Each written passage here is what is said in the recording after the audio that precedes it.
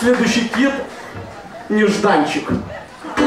А котенок бабы Кати вновь нагадил в мои тапки. И теперь у бабы Кати волосатый половик. Вот такой нежданчик. Следующий кит у нас мужская просьба перед застольем. Вот такое умное название, не знаю почему, вы поймете.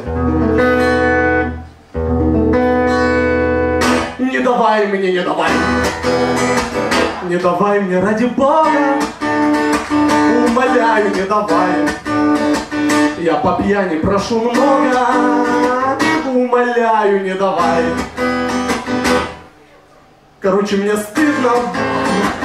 Я забыл слова красиво, я забыл слова красиво. Вы поймите меня сейчас. Все. Я забыл слова.